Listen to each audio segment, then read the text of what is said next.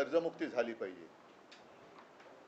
आता माझ्या माहितीप्रमाणे अतिवृष्टीनंतर आज का उद्या केंद्राचं पाहणी पथक येणार आहे आणि या पाहणी पथकाचा दौरा जो काही माझ्या निदर्शनास आलेला तो केवळ 2-3 दिवसाचा आहे। 2-3 दिवसामध्ये एवढ्या मोठ्या मराठवाड्याचा दौरा आणि संपूर्ण महाराष्ट्राचा हे केंद्रीय पथक करणार कसा, कुठे नेमकं जाणार आणि त्याच्यानंतर त्यांना नुकसानीचा अंदाज आल्यानंतर ते प्रस्ताव कधी पाठवणार। मुळामध्ये पंतप्रधान जे बोलले होते आपल्या मुख्यमंत्र्यांना की तुम्ही प्रस्ताव पाठवा, मला नाही वाटत अजून राज्य सरकारकडनं कोणताही प्रस्ताव केंद्राकडे गेलेला आहे। हे थोडं आहे म्हणूनच आज सुद्धा बातमी आलेली आहे की पीक विम्याच्या नुकसान भरपाई पायी अवघे 2 रुपये आणि काही पैसे हे आपल्या ठाणे पालघर जिल्ह्यातल्या शेतकऱ्याला मिळालेले आहेत। म्हणजे थट्टा चाललेली आहे। कर्जमुक्तीसाठी शेतकरी जेव्हा रस्त्यावरती आता उतरला होता त्याला पुढच्या जूनचा वायदा मुख्यमंत्र्यांनी केलेला आहे आणि त्यावेळेला मी काही प्रश्न उपस्थित केले होते की पुढच्या वर्षी जूनमध्ये जर कर्ज माफ होणार असेल तर तोपर्यंत आत्तापर्यंत डोक्यावरती असलेल्या कर्जाचा जो डोंगर आहे त्याचे हप्ते शेतकऱ्यांनी भरायचे की नाही भरायचे। आत्ता जो रब्बीचा हंगाम येतोय त्याच्यासाठी नवीन कर्ज कसं मिळणार, कारण जमीनच गेलेली आहे वाहून।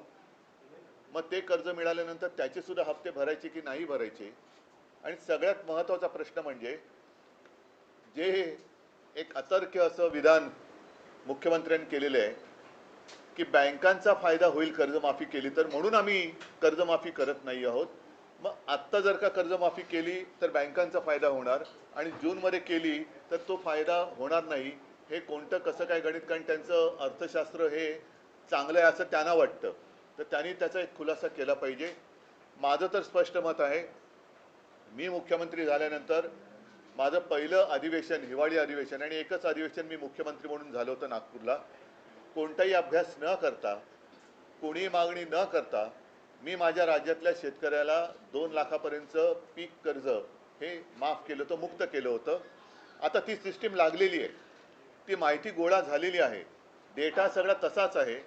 मग जी योजना आम्ही यशस्वीपणाने अंमलात आणून दाखवली होती ती संपूर्ण सिस्टीम तशी आहे, डेटा तसाच आहे। तर त्याच महात्मा फुले कर्जमुक्ती योजनेचा दुसरा टप्पा सरकारने आत्ता जाहीर का करू नये? आत्ता जाहीर करू शकतं ते, कारण सगळं त्यांच्याकडे माहिती आहे, आम्ही कसं केलं काय केलं हे सगळं माहिती आहे। शेतकरी आजही मी कुठे गेलो तरी सांगतो की साहेब तुम्ही आमची कर्जमुक्ती केली, कर्जमाफी केली, या सरकारला करायला लावा। मग आम्ही केलं होतं हे आता लोकांनी मान्य केलेलं आहे आणि कोणाला विचारलं तर लोक सांगतात की तुम्ही केली होती। तर तो सगळं पूर्ण यंत्रणा तिकडे आहे, डेटा आहे, त्याच्यात आणखीन काही सुधारणा असेल तर ती करा, पण डेटा आहे। आम्ही कोणती अट शर्ती बिरती अभ्यास कोणती परदेशी समिती आमच्याकडे नव्हती, सगळं स्वदेशी होतं आणि शेतकऱ्याशी आम्ही प्रामाणिकपणाने कर्जमुक्ती करून तसे वागलो। तसंच हे सरकार आता का वागत नाही? मी तर 5 तारखेपासून मराठवाड्यामध्ये संवाद दौऱ्यावरती जाणार आहे। इथे माझ्या कोणत्याही जाहीर सभा नसतील, शेतकऱ्यांशी मी थेट संवाद करणार आहे। जे पोकळ आश्वासन मुख्यमंत्र्यांनी दिलं होतं की दिवाळीपर्यंत, दिवाळीच्या आत काही पैसे शेतकऱ्याला मिळतील, काही पैसे त्यांनी काही हजार कोटी इथून तिजोरीतून रिलीज केलेत असं म्हणतात, तर मी शेतकऱ्यांना जाऊन विचारणार आहे। मिळाले असतील तर आनंद आहे, नुसतं काहीतरी आग पाखड करायची किंवा टीका करायला म्हणून मी जाणार नाही आहे, पण ते मिळाले पाहिजेत। त्याच्यात महत्त्वाचा मुद्दा असा आहे की आज शेतकऱ्याला बाकी मदतीची अपेक्षा किंवा गरज आहेच, पण त्याच्या आधी ज्यांची जी खरडून गेलेली जमीन आहे ती जमीन पूर्ववत करण्यासाठी शेतकरी सांगतोय पहिले मला माती द्या, पहिले माती द्या। ती मातीच जर का अजून मिळाली नसेल तर तुम्ही पुढच्या गोष्टी कशा करणार? आणि दर हेक्टरी 50,000 रुपये हे शेतकऱ्याची मागणी आहे। त्याचप्रमाणे कर्जमुक्ती झाली पाहिजे ही शेतकऱ्याची मागणी आहे। इतर बाकी अनेक गोष्टी आहेत। मी शेतकऱ्यांना जाऊन भेटणार आहे आणि शेतकऱ्यांना विचारणार आहे की जे पॅकेज जाहीर केलं होतं त्यातलं तरी किती आलेलं आहे, कारण खरडून गेलेल्या जमिनीला 3 का 3.5 लाख रुपये मनरेगातून देणार होते। आम्ही मोर्चा काढला होता, त्या मोर्चात मी मागणी केली होती की दिवाळीपूर्वी त्या 3 लाखातले पहिले 1 लाख रुपये तरी शेतकऱ्याच्या खात्यामध्ये टाका, मग पुढचे नंतर तुम्ही देत राहा, मग तुम्ही नोव्हेंबरमध्ये द्या, डिसेंबरमध्ये द्या, असे द्या, पण पहिले 1,00,000 रुपये तर द्या. तर तेही दिलेत असं मला काय वाटत नाही. तर नेमकं सरकार काय करणार आहे आणि शेतकऱ्याच्या हातात आत्तापर्यंतच्या घोषित झालेल्या पॅकेजपैकी काय मिळालेलं आहे? गाई म्हशी मिळालेल्या आहेत का, शेळ्या मिळालेल्या आहेत का, कोंबड्या मिळालेल्या आहेत का, इतर पैसे मिळाले आहेत का, मग त्याच्यानंतर रब्बीचा हंगाम येतोय, त्याचं कर्ज कसं मिळणार, त्याचं बी बियाणं वगैरे वगैरे, या सगळ्या गोष्टी याची चर्चा करण्यासाठी मी मराठवाड्यात जाणार आहे. हा एक मुद्दा महत्त्वाचा आहे, कारण बाकी मुद्द्यांमध्ये हा मुद्दा मग काय होतो की अतिवृष्टी झाली का तेवढ्यापुरतं तो मुद्दा वरती येतो आणि सरकारला पण माहिती आहे की थोडे दिवस ढकलले का मुद्दा मागे पडतो. पण आम्ही हा मुद्दा सोडणार नाही. शेतकऱ्याला कर्जमुक्त करावंच लागेल. शेतकऱ्याचं जे आयुष्य उद्ध्वस्त झालेलं आहे ते आयुष्य पूर्ववत करण्यासाठी शिवसेना पूर्ण ताकदीनिशी शेतकऱ्याच्या सोबत आहे आणि त्याच्यासाठी मी पुन्हा एकदा मराठवाड्यात जातोय. हा एक महत्त्वाचा विषय झाला. दुसरा, मतचोरीचा जो मुद्दा आहे, परवा प्रचंड मोर्चा म्हणजे संयुक्त महाराष्ट्राच्या चळवळीनंतर जवळपास सगळे राजकीय पक्ष पहिल्या प्रथम महाराष्ट्रामध्ये एकवटले आणि त्यांनी सरकारला किंवा निवडणूक आयोगाला जाब विचारलेला आहे. त्या माझ्या भाषणामध्ये मी असं म्हटलं होतं की आता आम्ही मतदारांची ओळख केंद्रे, मतदार ओळख केंद्र ही सुरू करतो शाखांमधून. त्याची सुरुवात आता होईल, कारण 6 तारखेला ती यादी प्रसिद्ध होईल. त्याच्यानंतर मला वाटतं पुढच्या आठवड्याभरामध्ये आक्षेप आणि काही सूचना असतील त्या स्वीकारल्या जातील. तर आत्ताच ती वेळ आहे, कारण आता जर का कोणी झोपलं तर तो संपला. मी माझं स्वतःचं उदाहरण त्या दिवशी दिलं की माझ्याचकडे माझ्या मतदार यादीतल्या नावाचं व्हेरिफिकेशनसाठी निवडणूक आयोगाची लोकं आली होती. म्हणजेच काय की हे सक्षम नावाचं जे काय ॲप आहे ते ॲप आणि निवडणूक आयोगाचा सर्व्हर हा निवडणूक आयोगाकडनं हाताळला जात नाही आहेत अशी आम्हाला आता शंका येते आहे. अजून आम्ही आरोप करत नाही आहोत, शंका येते आहे. आणि केवळ माझं नाव आहे त्याच्यात म्हणून निवडणूक आयोगाची लोकं ही चौकशी करायला आली. सर्वसामान्यांच्या बाबतीमध्ये असं जर का झालं असेल किंवा होत असेल तर त्यांनी दाद कधी मागायची, कोणाकडे मागायची, आणि नाव वगळलं गेलं तर निवडणुकीच्या दिवशी त्यांना मतदानच करता येणार नाही. एक विषय लक्षात घेण्यासारखा आहे की हे माझ्याकडे आले कसे, याचं कारण कोणीतरी एका नंबरवरून माझ्या नावाने तिकडे ॲप्लिकेशन करण्याचा प्रयत्न केला. त्या नंबरवर जर का OTP आला असता तर पुढचं सगळं हॅक झालं असतं आणि कदाचित माझ्या कुटुंबातली माझ्यासकट 4 नावं ही वगळण्यात सुद्धा आली असती. याच्या मागे नेमकं कोण आहे, कोणाचा डाव आहे, काय डाव आहे, याची एक खातरजमा करून तर घ्यायला पाहिजे. आणि म्हणून जसे आम्ही सगळे राजकीय पक्ष, सत्ताधारी सोडून द्या, पण बाकीचे राजकीय पक्ष एकवटलेले आहेत, आम्ही आमच्या शाखांमधनं मतदारांच्या सोयीसाठी ही केंद्र उघडतो आहोत. या केंद्रामध्ये मी नागरिकांना विनंती करतोय की आपल्याला मतदान करता येणार आहे की नाही, आपलं नाव या यादीत आहे की नाही, हे आपण आमच्या शाखेत येऊन तपासा. आणि जर का त्याच्यामध्ये काही तुम्हाला वाटलं गोंधळ आहे तर तो वेळेत आपल्याला सुधारता येईल. हा एक भाग. दुसरा भाग असा आहे की मी मतदारांना आणखीन एक विनंती करेन, ही निवडणूक आयोगाची भुताटकी आहे. एकेका घरामध्ये 40-40, 50-50 नावं ही नोंदली गेलेली आहेत.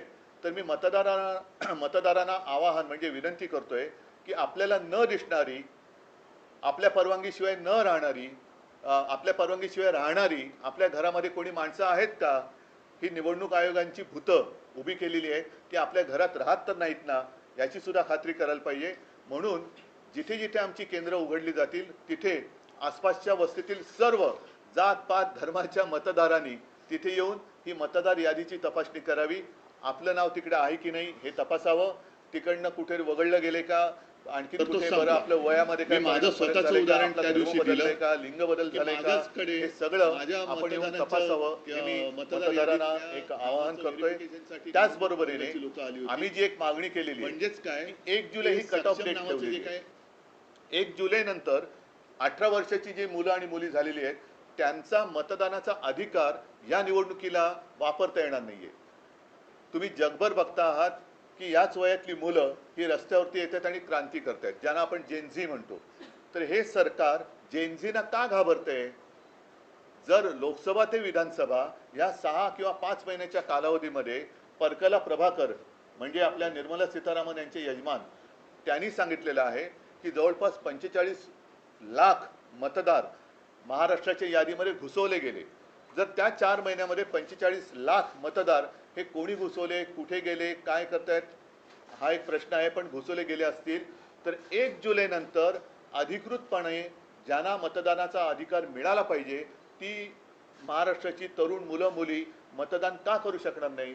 म्हणून मी त्याही सगळ्या मुलांना आणि मुलींना एक विनंती करतोय की तुम्ही देखील आमच्या शाखेत या आणि तुमचं नाव तिकडे नोंदवा. आपल्याला कळेल की किती लाख मुलांना आणि मुलींना मतदानापासून आपण वंचित ठेवतो आहोत. तर अशा काही या गोष्टी आहेत. आणखीन आपण काही प्रश्न विचारले तर मला त्याच्याबद्दल बोलता येईल.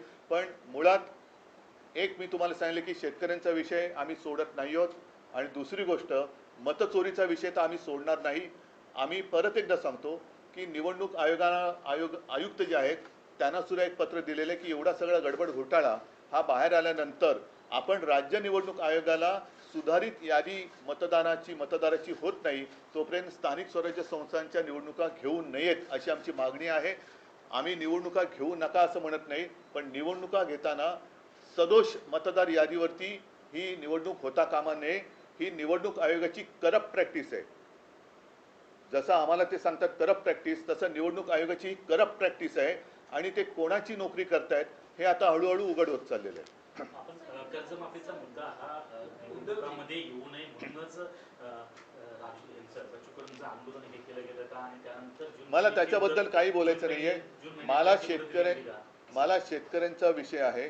त्याच्यामध्ये आणखीन कोणी शेतकऱ्यांच्या मदतीसाठी उतरत असेल तर जरूर उतरावं, पण शेतकऱ्यांना कर्जमुक्त करावं. पंचनामे करणारेच अधिकारी जे आहेत ते शेतकऱ्यांकडून पैसे मागताना असे ऑडिओ क्लिप्स व्हायरल होताना पाहायला मिळतात. पंचनामे करणारेच अधिकारी शेतकऱ्यांना मी आता म्हणूनच जातो आहे कारण शेतकऱ्यांना काय होतं की तेवढं पुरतं सगळीकडे शेतकरी होतं आणि मग त्यांना वाऱ्यावर सोडलं जातं. मी त्यातला नाहीये. मी आपत्ती आल्यानंतर सुद्धा दुसऱ्या तिसऱ्या दिवशी गेलो होतो. त्याच्यानंतर मोर्चाला सुद्धा गेलो. आता परत 4 दिवस मी मराठवाड्यात जातो आहे.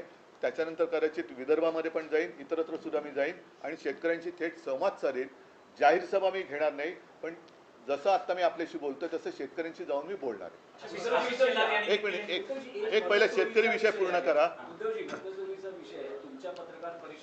नाही, एकच सेकंद ऐका, एकच मिनिट. आधी शेतकरी विषय पूर्ण करा. तो झाला असेल तर मी पुढे जातो. हो, म्हणूनच एकच मिनिट. अधिकारी जे पैसे मागतात म्हणून मी तिकडे जाऊन शेतकऱ्यांशी बोलणार आणि कोण असे अधिकारी आहेत त्यांचा सुद्धा काय समाचार घ्यायचा तो आम्ही घेऊ. उद्धवजी, शेतकरी कर्जमाफीच्या बाबतीत तुम्ही जी भूमिका मांडतात आणि आता मुख्यमंत्र्यांनी 30 जून 2026 ही तारीख दिली आहे. कोपऱ्याला गुळ लावलाय. त्या बैठकीनंतर लगेच दुसऱ्या दिवशी राज्याचे उपमुख्यमंत्री जाहीर सभेत असं म्हणतात की नियमित कर्ज भरा असं शेतकऱ्यांना सांगतायत. कर्जमाफी मागणं ही सवय चांगली नाही. हे मला खरंच आता नेमका शब्द सुचत नाही कारण यांना संवेदना तर कधीच मेलेले आहेत. निर्डावले पण सुद्धा कमी पडते. यांना दगड सुद्धा म्हणजे दगडाला सुद्धा पाझर फुटू शकतो पण यांना फुटत नाहीये. हे महाराष्ट्राचं दुर्दैव आहे.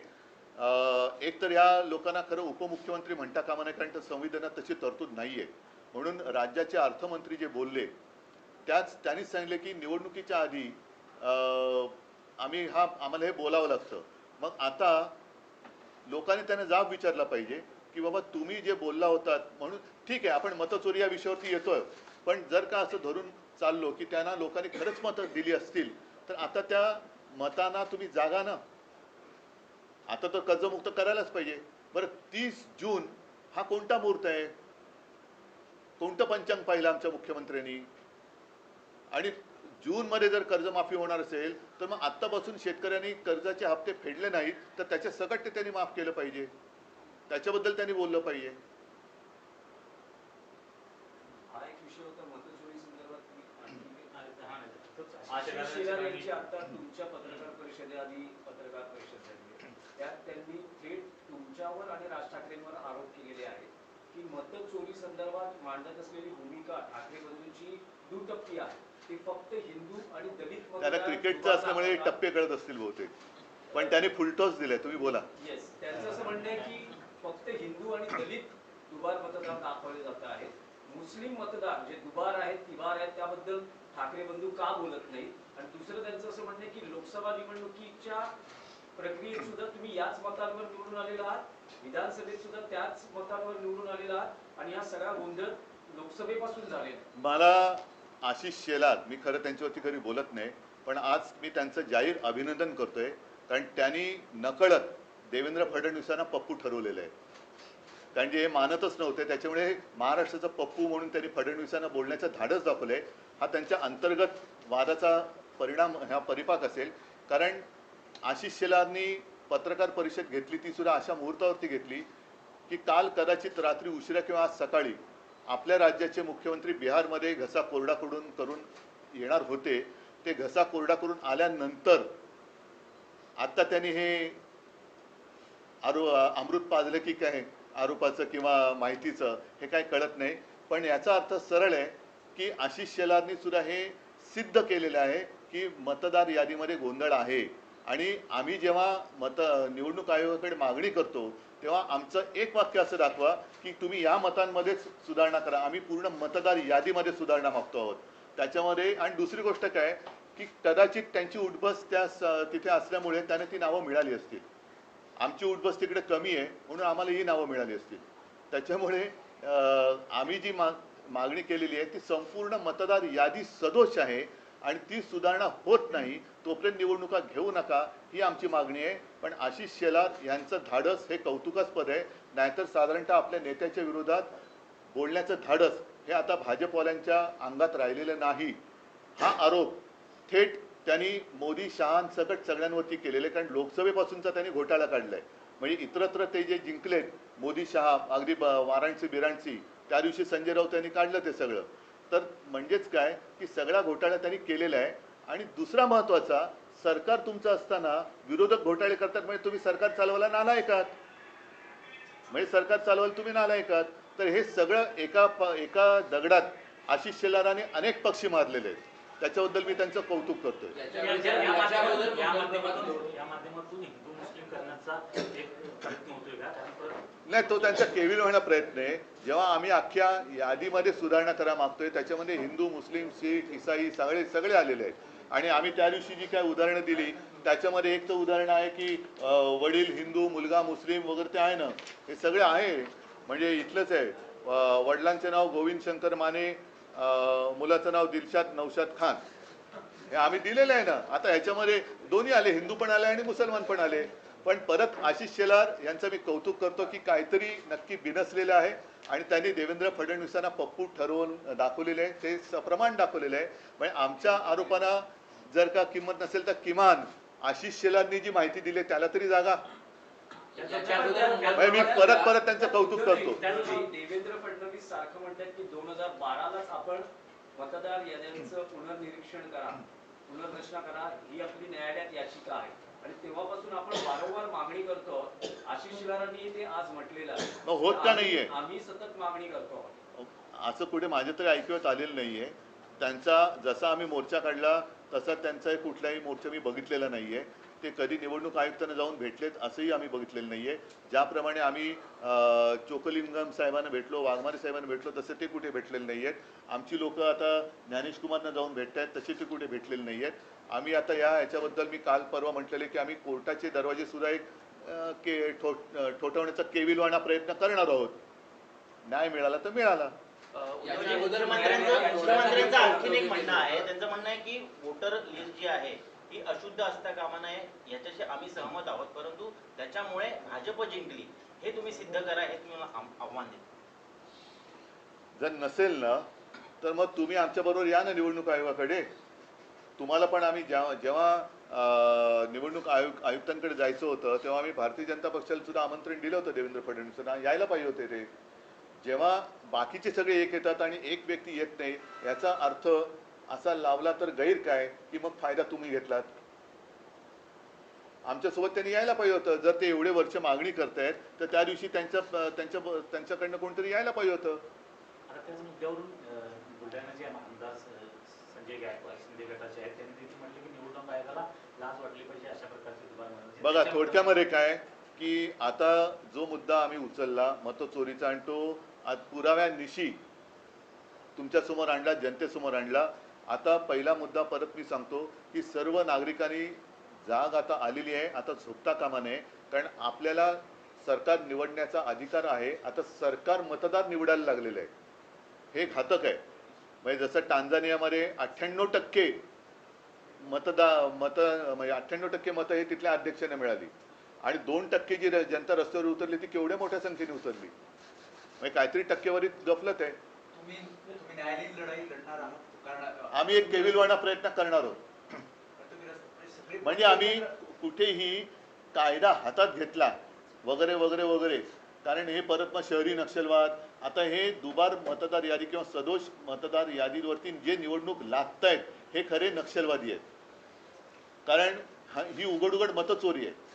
जे मतचोरी करून निवडणूक लढतायत आणि जिंकण्याचा प्रयत्न करतात ते नक्षलवादी आहेत. सर्व पक्ष मिळून तुम्ही हा निर्णय घेतलाय कारण हो, महाविकास आघाडी म्हणून आम्ही निर्णय आणि सगळेच म्हणजे त्याच्यामध्ये राज पण आहेत, बाकीचे आहेत, शेका पक्ष, कम्युनिस्ट त्या दिवशी मोर्चात जेवढे सगळे होते त्या सगळ्यांनी. आणि आम्हाला असं वाटतं की जर भाजपला पण आता हे पटलं असेल तर भाजपने सुद्धा यावं आमच्या बरोबर कोर्टामध्ये. परंतु आता 6 तारखेला आम्ही पाठवतो सही करायला, का हो अनिल? 6 तारखेला नाही नाही, ऐका एक मिनिट, एकदा मला स्पष्ट करू द्या. आम्ही कोर्टात जे जातो आहोत त्याच्यात आता हे आशिष शेलारनी पुराव्यानिशी दिलेलं आहे. म्हणजे आशिष शेलारनी देवेंद्रांची तर वाजवलीच आहे, ते सोडून द्या. पण त्यांना जर काही पटलं असेल तर त्यांनी सुद्धा आम्ही जे काही कोर्टात जातो त्याच्यामध्ये भाजपाने सुद्धा यावं आमच्याबरोबर कोर्टात. हे माझं त्यांना जाहीर आमंत्रण आहे. मग त्याच्यामध्ये तुम्ही काय हिंदू मुस्लिम आणखीन कोण असतील तुमच्या लेखी ते सगळे काढा. आपण संपूर्ण यादीमध्ये आम्ही सुधारणा मागतो आहोत. उद्धवजी, तुम्ही आणि राज ठाकरे दोघेही एक विधान करता की बोगस मतदार कोणी दिसला तर त्याला बळवा किंवा थोडवा किंवा मार.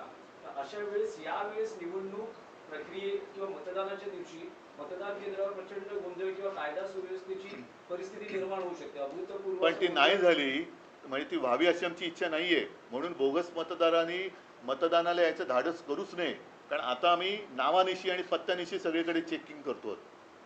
अगदी माझं तर म्हणणं आहे की जिथे मतदार याद्या साधारणतः 1200ची यादी आहे त्या याद्या, जसं आता माझी कलानगरची यादी असेल तर कलानगरच्या गेटवरती ती यादी लागली पाहिजे.